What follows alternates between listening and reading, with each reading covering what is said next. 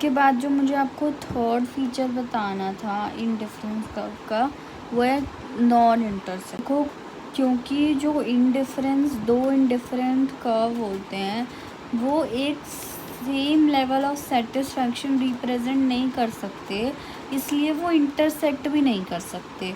अब इसको एक एग्ज़ाम्पल के थ्रू समझो। हमने यहाँ पे इनको ये IC1 IC2 दो इंडिफरेंस कर्व को हमने यहाँ पे क्या करा दिया, इंटरसेक्ट करवा दिया। तो जो और इस पॉइंट का हमने नाम दे दिया A।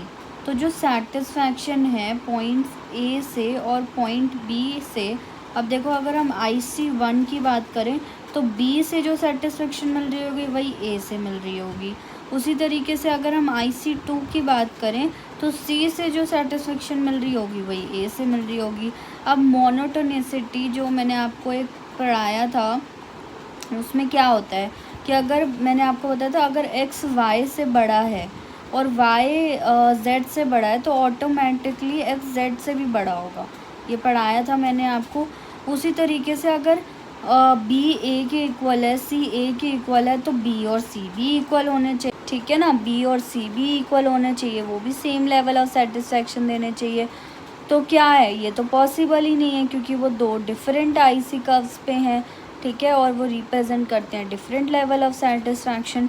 इसलिए जो है ये इंडिफरेंट कर्व कभी भी इंटरसेक्ट नहीं कर सकते, ठीक है। फिर आ जाता है बजट लाइन। तो देखो हम सबका कुछ ना कुछ बजट होता है। फॉर एग्ज़ाम्पल मान लो आप मार्केट में गए हो ड्रेस ख़रीदने, ठीक है, और आपने मान लो आपको कोई भी टाइप की ड्रेस ख़रीदनी है और आप शॉप पे गए तो आपने कहा फॉर एग्ज़ाम्पल कि मुझे इंडियन वियर दिखा दो, तो उन्होंने बोला कि आपका बजट क्या है।